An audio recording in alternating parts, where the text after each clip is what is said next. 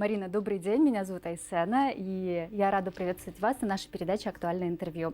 И, наверное, я задам вам сразу первый вопрос, связан он с аномальным потеплением. Так, 25 января в столице было зафиксировано 3,8 градусов тепла. Многие СМИ писали, что это аномальная температура для этого числа, и что такого не было за последние 140 лет метеонаблюдений. Так ли это на самом деле, и с чем связаны такие перепады температур? Надо сказать, что в последние годы мы привыкли к таким процессам, и тепло на самом деле для нас не стало таким уж каким-то необычным. Это абсолютный максимум вот именно 25 числа. Это было связано с тем, что восточные процессы, морозы приходили к нам из-за Урала. Этот процесс был приостановлен затоком теплого и влажного воздуха с морей бассейна Атлантического океана. Воздушные массы приходили с запада и с юго-запада. Другое дело, что наблюдения в Москве, вот такие постоянные, беспрерывные, они ведутся действительно последние 140 лет. И за 140 лет именно вот в этот день такой температуры не было. Интересно еще, что этот максимум был достигнут в ночные часы. Ну вот сегодня, допустим, у нас потрясающая погода, за окном просто пушкинская, я бы сказала, даже погода, мороз и солнце. Чего еще ждать москвичам? Порадует ли московская погода нас морозами, может быть? Да, безусловно, она порадует, потому что атмосферные процессы развиваются таким образом, что в столичный регион и на большую часть Европейской России в ближайшие дни будет поступать холодный воздух. И произойдет понижение температуры ниже 15 градусов, это в самой Москве, и по области температура будет понижаться ниже 20 градусов мороза. Гидрометцентр России, конечно, занимается не только составлением прогноза погоды для центральной части России, но также заинтересованы и в регионах. И вот я хотела бы отметить, что в Якутии эта зима, конечно, отличилась минусовыми, очень стойкими, очень продолжительными температурами. Так, например, в Западной Якутии или в северных частях нашей республики было зафиксировано минус 57 градусов. Центральная часть Якутии, она продержалась на минус 50, практически 2 месяца. Нормально ли это для Якутии, такие холода? Действительно, холода были очень продолжительными. Надо сказать, что морозы не были экстремальными, но температура действительно держалась ниже климатической нормы. В прошлые годы несколько десятилетий назад было еще холоднее. Но если сравнивать с последними годами, то действительно, например, для Якутска в прошлом году, в 2020 году, январь оказался вторым самым теплым. Средняя температура была минус 30 градусов. Зато январь, завершившийся только что, показал нам среднюю температуру минус 44,5 градуса, что ниже климатической нормы. А как вы думаете, вот этот холод, который стоял в Якутии 2 месяца, это очень долгий срок, с чем он связан? Но можно его как-то связать и с нашей погодой. Надо сказать, что в зимнее полугодие над северным полушарием в верхних слоях тропосферы и стратосферы формируется полярный вихрь или циркумполярный вихрь, как мы его еще называем, над Арктикой с центром. Его опоясывает струйное течение, которое не дает прорваться вот этому холоду и оставляет его в верхних слоях над полюсом. В этом году этот вихрь ведет себя очень подвижно. В стратосфере происходят так называемые внезапные стратосферные потепления. Теплый воздух, который формируется над океанами, он может подниматься над Тихим океаном и над Атлантикой. Он может подниматься вверх и заходить в полярный район воздействия вот на этот вихрь.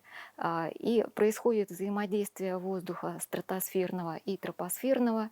Поэтому вот то климатическое распределение температур, которые мы могли бы ожидать над Якутией, например, оно было в этом году изменено как раз вот поведением вот этого циркумполярного вихря. Один из его центров, причем очень более мощный, он сместился к нам на континент и немножечко мигрировал вот в таком юго-западном направлении, обеспечивая опускание холода над вот западными, южными районами Якутии и над Сибирью, холода из верхних слоев и средних слоев тропосферы, и также вот этому способствовало отпускание из стратосферного холода, и поэтому морозы были более продолжительными и более сильными. Мы знаем, что полюс холода находится в Якутии, это Верхоянск, Аймикон. А осенью эксперты Всемирной метеорологической организации сказали, что нет, самое холодное место в северном полушарии теперь в Гренландии. Они зафиксировали там температуру минус 69,6 градуса. В Якутии становится теплее.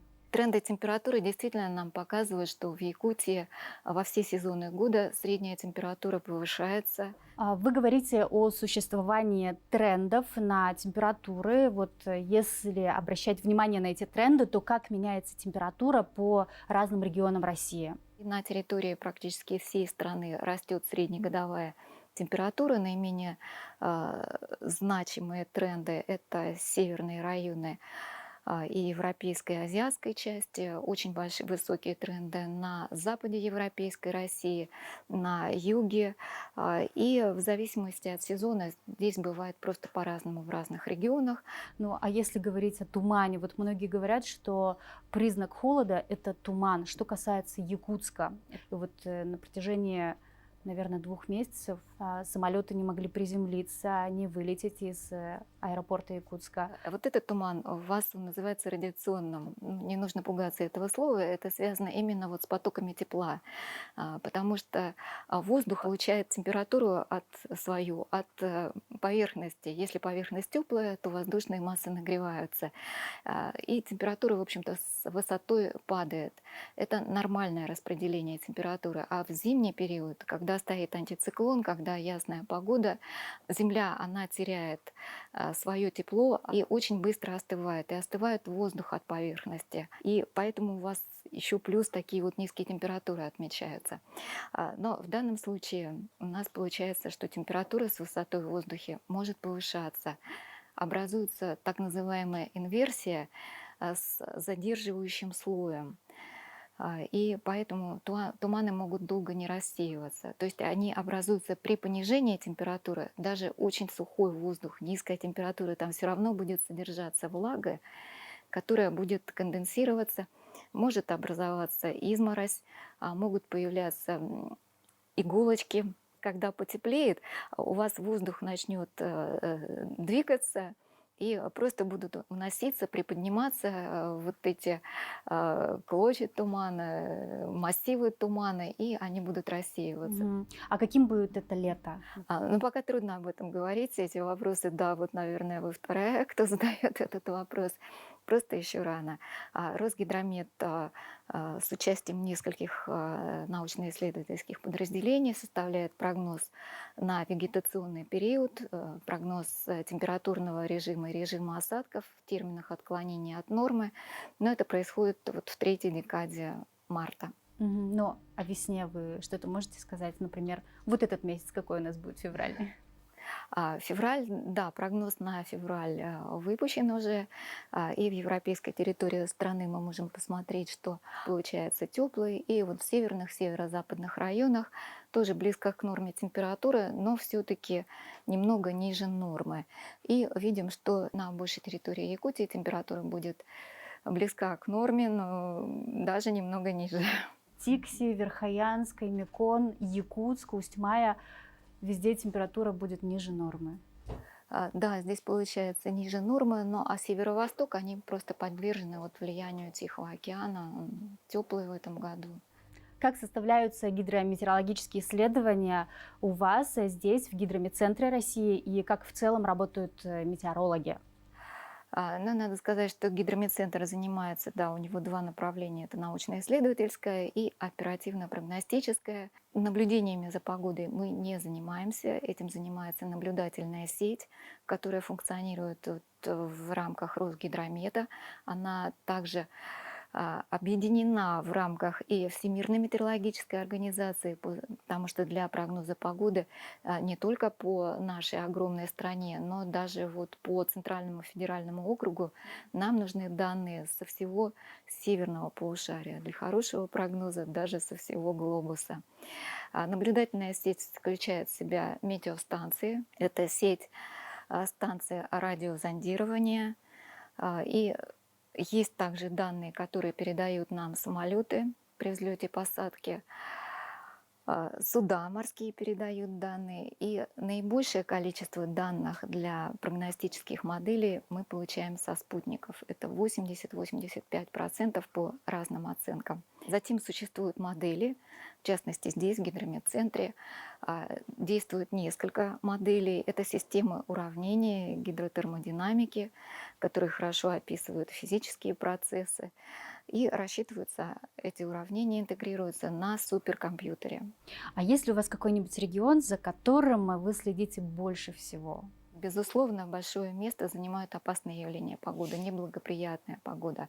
В гидрометцентре формируется бюллетень неблагоприятной погоды и опасной ежедневно. И мы ежедневно выкладываем на сайте у нас этот бюллетень. Он доступен всем, от самого простого жителя нашей страны до президента. И там освещается информация из всех регионов нашей большой страны. Для нас важно все. Но у нас происходит аккумуляция всей этой информации, и мы ее передаем нашим потребителям. Нашим главным потребителем является государство и региональные власти. Ну и, наверное, у природы нет плохой погоды, всякая погода хороша. Я люблю ветер, я люблю солнце, я люблю любую погоду, потому что погода, она взаимодействует с нами, или мы с ней взаимодействуем. Она забирает какие-то отрицательные эмоции, дарит положительные. И поэтому это наша среда, ее надо принимать, относиться к ней с уважением. И еще она дарит очень много красоты. Красоты тех же оптических явлений, которые, кстати, можно наблюдать в морозную погоду. Гало, кресты, столбы, а летом радуги. И потом вот тоже могут быть какие-то необычные формы облаков. Это просто замечательно. Отлично, спасибо вам большое за интервью.